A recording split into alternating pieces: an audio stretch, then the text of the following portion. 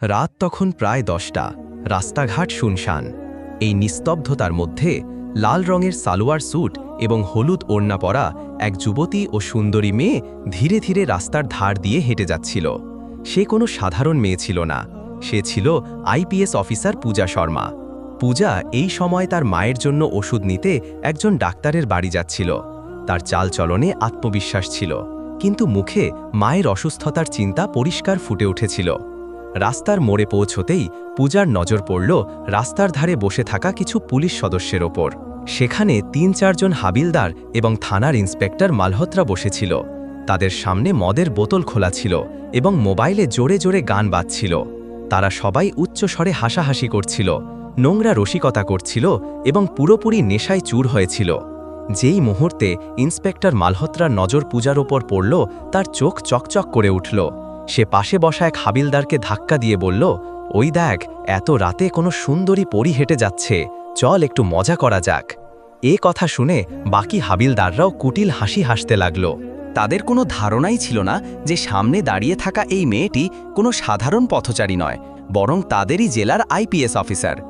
পূজা যখন এসব দেখল, তখন সে মুহূর্তের জন্য থমকে গেল। সে একটি গভীর শ্বাস নিয়ে সোজা তাদের দিকে এগিয়ে গেল।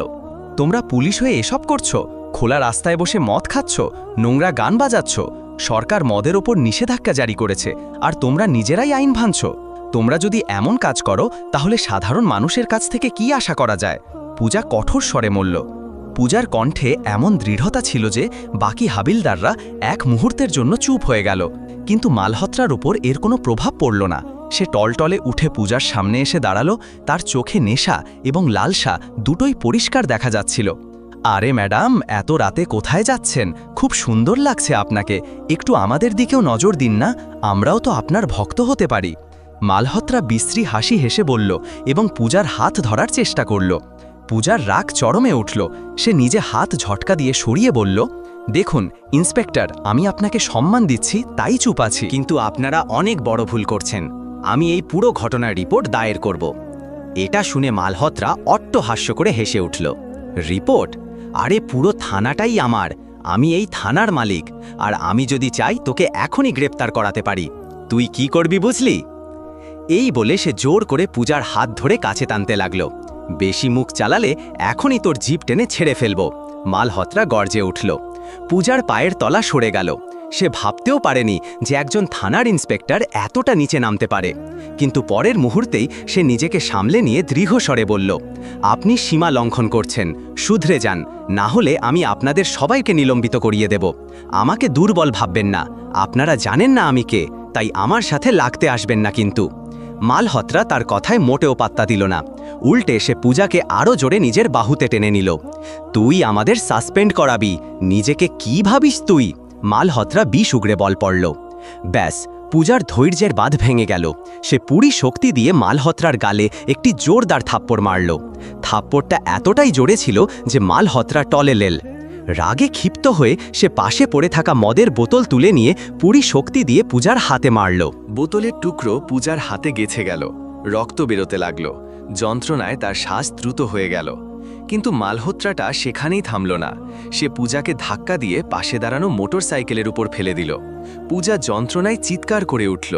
তার মাথায় তখন একটাই চিন্তা ঘুরছিল, যদি আমি এখন পিছিয়ে যাই, তাহলে এই পশুরা আরও এগিয়ে যাবে।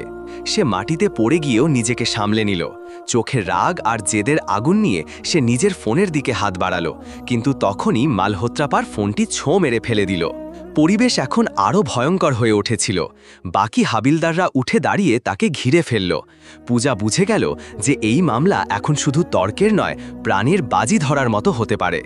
ওই রাতের ঘটনার পর পূজা শর্মার সারা শরীর যন্ত্রণায় কাতরাচ্ছিল। হাত থেকে রক্ত তখনও থেমে থেমে ঝরছিল, কিন্তু তার মনের রাগ আর ক্ষোভ যে কোনো যন্ত্রণার চেয়েও বেশি ছিল। সে কষ্টে নিজেকে সামলে দ্রুত সেখান থেকে পালিয়ে সোজা নিজের বাড়ি পৌঁছালো। দরজা বন্ধ করেই সে বিছানায় বসে পড়ল। তার কানে তখনও মালহোত্রার নোংরা কথাগুলো বাজছিল। তার চোখে রাগের সাথে সাথে অসহায়তাও ছিল। আমাদের জেলার থানায় এমন কাজ হচ্ছে আর কেউ প্রতিবাদ পর্যন্ত করে না। কে জানে এই লোকগুলো কত মেয়েকে এভাবে হয়রানি করে। সাধারণ মানুষ মদ খেলে তাকে পিটিয়ে লকআপে ঢুকিয়ে দেওয়া হয়, কিন্তু যখন পুলিশ নিজেরা নেশা করে রাস্তায় পশুর মতো ঘুরে বেড়ায় তখন তাদের কে থামাবে?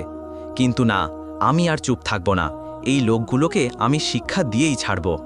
পূজার চোখে দৃঢ়তা ফুটে উঠল। সে মনে মনে শপথ নিল, এদের সাসপেন্ড করিয়েই ছাড়ব। প্রত্যেক সেই মেয়েকে ন্যায় বিচার দেব যে এদের পশুত্বের শিকার হয়েছে। সারা রাত সে এক মুহূর্তের জন্য ঘুমোতে পারল না। সকাল হতেই সে একটি পরিকল্পনা তৈরি করল। সে তার ছোটবেলার বান্ধবী রেশমাকে ফোন করল। রেশমার সাথে তার গভীর বন্ধুত্ব ছিল এবং সে পূজার কথা ফেলতে পারত না। পূজা পুরো ঘটনা এবং নিজের পরিকল্পনার কথা রেশমাকে বিস্তারিতভাবে জানালো। রেশমা এক মুহূর্ত দেরি না করে তাকে সাহায্য করতে রাজি হয়ে গেল। পরের রাতে পরিকল্পনা অনুযায়ী রেশমাকে একেবারে সাধারণ মেয়ের মতো সাজানো হলো।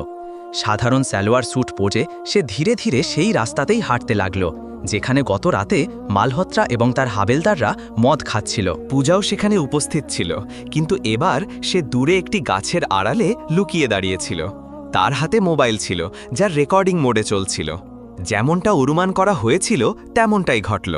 রাস্তার ধারে সেই একই দৃশ্য আবার দেখা গেল। ইন্সপেক্টর মালহোত্রা এবং তার হাবিলদাররা মদের বোতল খুলে বসেছিল, নোংরা গান বাজাচ্ছিল আর বিশ্রী হাসি ঠাট্টা করছিল। এক হাবিলদার রেশমাকে দেখে মালহোত্রাকে বলল, স্যার দেখুন, আজ আবার একটা মেয়ে রাস্তা দিয়ে যাচ্ছে। মালহোত্রা চোখ বড় করে হাসল। ওহ, মনে হচ্ছে আজ ভাগ্য আমাদের সাথে আছে। চল, আজ একে ছাড়ব না, মজা করব। তারা সবাই উঠে রেশমার কাছে পৌঁছালো।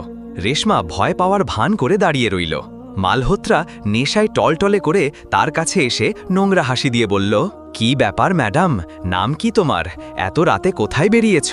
চল একটু আমাদের দিকেও নজর দাও, তোমার মুখ তো আমাদের পাগল করে দিয়েছে। এই বলতে বলতে মালহোত্রা বেশ সুরো গলায় গান গাইতে লাগল। রেশমা ভয় পাওয়ার অভিনয় করল। তখনই এক হাবিলদার তার হাত ধরে জোর করে টানতে লাগল। রেশমা জোরে চিৎকার করে হাত ছাড়ানোর চেষ্টা করল। এদিকে দূরে দাঁড়িয়ে পূজা সবকিছু নিজের মোবাইলে রেকর্ড করছিল। সে মোবাইলটা শক্ত করে ধরেছিল যাতে কোনো প্রমাণ বাদ না যায়। যখন সীমা ছাড়িয়ে যেতে লাগল তখন রেশমা পরিকল্পনা অনুযায়ী ইন্সপেক্টর মালহোত্রার হাতে জোরে কামড় দিল এবং ঝটকা দিয়ে নিজেকে ছাড়িয়ে পালিয়ে গেল। মালহোত্রার রাগে চিৎকার করল, আরে ধর ওকে! কিন্তু নেশায় চুর থাকায় কেউই তার পিছু দ্রুত দৌড়াতে পারল না। রেশমা দৌড়াতে দৌড়াতে সোজা পূজার কাছে পৌঁছালো। দুজনেই দ্রুত সেখান থেকে বেরিয়ে নিজেদের বাড়ি চলে গেল। এখন পূজার কাছে মালহত্যা এবং তার হাবিলদারদের বিরুদ্ধে একটি জোরালো প্রমাণ ছিল, কিন্তু সে জানত যে কেবল একটি প্রমাণ দিয়ে এত বড় ইন্সপেক্টরকে নত করা যাবে না। তার আরও প্রমাণ দরকার ছিল, যাতে সাবিত করা যায় যে এই লোকগুলো শুধু নেশার ঘরে এমন কাজ করে না, বরং বারবার এই ধরনের জঘন্য কাজ করে। পূজা ভাবল, যদি এদের পতন ঘটাতে হয় তাহলে এদের প্রতিটি অপরাধের পূর্ণাঙ্গ প্রমাণ আমার চাই, আমি পিছু হটব না। অন্যদিকে ইন্সপেক্টর মালহত্যা এবং তার হাবিলদাররা বেখবর ছিল। তাদের কোনো ধারণাই ছিল না যে তাদের বিরুদ্ধে একটি বিশাল জাল পাতা হয়ে গেছে। আগামী দিনগুলোতে তাদের জীবনের সবচেয়ে বড় ঝড় তাদের ওপর আছড়ে পড়তে চলেছে, আর এই ঝড় তাদের নিজেদের কুকর্মের ফলেই তৈরি হয়েছিল। রাতের নিস্তব্ধতা আবার ফিরে এসেছিল, সেই একই জায়গা, একই রাস্তা, একই বাতাস। কিন্তু এবার পূজা শর্মার ইরাদা আরও শক্তিশালী ছিল। সে বুঝে গিয়েছিল যে শুধু এক দুটো প্রমাণ দিয়ে ইন্সপেক্টর মালহোত্রার মতো পশুদের হারানো সহজ হবে না। তার এমন প্রমাণ দরকার ছিল যা শুধু আদালতে কাজে আসবে না, বরং গোটা জনসাধারণকে নাড়িয়ে দেবে। তৃতীয় রাতে লাল রঙের হালকা শাড়ি পরে, চুল ওড়না দিয়ে ঢেকে, হাতে মোবাইল শক্ত করে ধরে পূজা শর্মা চুপচাপ সেই রাস্তার দিকে এগিয়ে গেল। সেই জায়গাটা এখন তার জন্য ভয়ের প্রতীক নয়, বরং মিশনের ময়দান হয়ে উঠেছিল। দূর থেকেই সে দেখল সেই একই দৃশ্য। ইন্সপেক্টর মালহোত্রা এবং তার হাবিলদাররা রাস্তার ধারে ভাঙাচোরা ঝুপড়ির পাশে মদের বোতল খুলে বসে আছে। মোবাইলে গান বাজছে এবং তাদের মধ্যে বিশ্রী হাসিটা চলছে। পূজা একটি গভীর শ্বাস নিয়ে ঝোপের আড়ালে লুকিয়ে মোবাইলের ক্যামেরা অন করল। ভিডিও রেকর্ডিং শুরু হয়ে গেল। প্রায় 2 মিনিট ধরে সে সব কিছু রেকর্ড করল। বোতল, হাসি, গালিগালাজ এবং ইন্সপেক্টর মালহোত্রার নেশায় চুর হয়ে থাকা চেহারা। যখন তার মনে হলো যে প্রমাণ যথেষ্ট হয়েছে, তখন সে সঙ্গে সঙ্গে বাড়ি ফিরে এলো। বাড়ি পৌঁছে সে মোবাইলটা সামনে রাখল এবং সেই ভিডিওটি বেশ কয়েকবার দেখল। প্রতিবার তার রাগ আরও বেড়ে যাচ্ছিল। এই লোকগুলো পুলিশের উর্দির উপর কলঙ্ক, এদের বাঁচানোর মতো কেউ থাকবে না। এখন এই প্রমাণ এদের বরবাদ করে দেবে, সে নিজেকে বলল। কিন্তু পূজা জানত যে শুধু ভিডিও রেকর্ডিং দিয়ে কাজ হবে না। মালহোত্র প্রভাব অনেক, থানার অনেকেই তার ইশারায় চলে। তাকে সাসপেন্ড করানোর জন্য শুধু প্রমাণই নয়, জনসমর্থন এবং বড় অফিসারদের সাহায্য দরকার। পরের দিন সকালে পূজা তার পাড়ার কিছু বিশ্বস্ত মহিলা এবং বয়স্কদের বাড়িতে ডাকল। সে তাদের ভিডিওটি দেখালো। ভিডিও দেখে সবার রক্ত গরম হয়ে গেল। এক বয়স্ক ব্যক্তি বললেন, ম্যাডাম, আমাদের জেলার পুলিশ যদি এমন কাজ করে তাহলে জনতা কোথায় যাবে? আপনি একদম সঠিক কাজ করছেন, আমরা সাক্ষ্য দিতে প্রস্তুত। আরেকজন মহিলা বললেন, ম্যাডাম, আপনার মতো মানুষই আমাদের আশা, আপনি যা বলবেন আমরা তাই করব। পূজার মুখে হালকা হাসি ফুটে উঠল।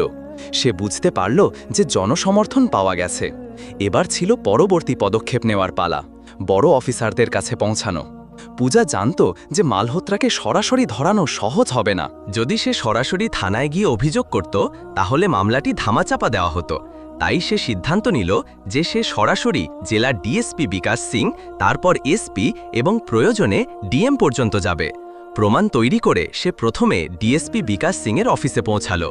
বিকাশ সিং একজন কঠোর এবং সৎ অফিসার হিসেবে পরিচিত ছিলেন। পূজা তাকে পুরো ভিডিও দেখালো এবং সম্পূর্ণ ঘটনা বিস্তারিতভাবে জানালো। ডিএসপি ভিডিও দেখে অবাক হয়ে গেলেন। ম্যাডাম, এই মামলাটা খুবই বড়। মালহোত্রার নাম আগেও বেশ কয়েকবার সামনে এসেছিল, কিন্তু আজ পর্যন্ত কোনো জোরালো প্রমাণ ছিল না। আপনি অসাধারণ কাজ করেছেন। তিনি গম্ভীর স্বরে বললেন, স্যার, আমি চাই এই মামলাটি যেন ধামাচাপা না দেওয়া হয়। আমি নিজে সাক্ষ্য দেব, দৃঢ় স্বরে পূজা বলল। ডিএসপি সম্মতি জানিয়ে বললেন, আপনি আমার সম্পূর্ণ সাহায্য পাবেন, কিন্তু আমাদের আরও প্রমাণ লাগবে যাতে কোনো ফাঁক না থাকে। এটা শুনে পূজা তার পরবর্তী পদক্ষেপের কথা জানালো। স্যার, আমি আরও একটি রেকর্ডিং করব। এবার অডিওর সাথে কিছু স্থানীয় মানুষকে নিয়ে স্টিং অপারেশন করব, যাতে আদালতে মামলাটি টেকে। ডিএসপি তার পরিকল্পনায় সম্মতি জানালেন এবং বললেন, আপনাকে নিরাপত্তাও দেওয়া হবে, এবং হ্যাঁ, আমি নিজে মামলা টিএসপি সাহেবের কাছে পৌঁছে দেব। সেই রাতে পূজা আরেকটি পরিকল্পনা করল। এবার সে পাড়ার দুজন বিশ্বস্ত ছেলে এবং একজন মহিলাকে সাথে নিল। তারা ঠিক করল যে মহিলাটি সাধারণ পথচারীর মতো সেখান দিয়ে যাবে এবং বাকি দুজন ছেলে কিছুটা দূরে দাঁড়িয়ে থাকবে। পূজা নিজে ক্যামেরা সহ প্রস্তুত ছিল। যেমনটা অনুমান করা হয়েছিল, মালহোত্রা ও তার হাবিলদাররা আবার সেই একই কাজ করতে লাগল। তারা মহিলাটিকে থামানোর চেষ্টা করল, নোংরা কথা বলল এবং হাত ধরার চেষ্টাও করল। সব কিছু ক্যামেরার রেকর্ড হয়ে গেল। এবার পূজার কাছে ভিডিও এবং অডিও দুটোই প্রমাণ ছিল। পরের দিন সকালে পূজা সরাসরি এসপি সন্দীপ চৌহানের কাছে পৌঁছালো।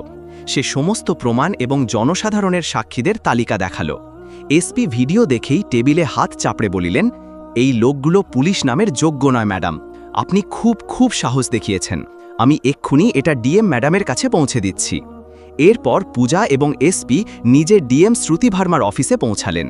শ্রুতি ভার্মা তার কঠোর সিদ্ধান্তের জন্য পরিচিত ছিলেন। তিনি ভিডিও দেখলেন এবং কড়া গলায় বললেন, এটা লজ্জাজনক, এমন লোক পুলিশের উর্দির ওপর কলঙ্ক। ম্যাডাম, আমি আপনার সাথে আছি। ডিএম হাত তুলে সবাইকে শান্ত করলেন এবং বললেন, এই অপরাধীদের বিরুদ্ধে কঠোর ব্যবস্থা নেওয়া হবে। আইনের চেয়ে বড় কেউ নয়, সে ইন্সপেক্টর হোক বা হাবিলদার।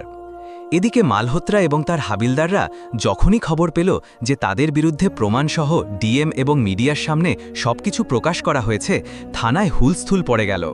মালহোত্রার রাগ এবং ভয়ে বৌলায় হয়ে চিৎকার করল, এসবই পূজা শর্মার ষড়যন্ত্র, কিন্তু আমি দেখছি আমাকে কে সাসপেন্ড করে।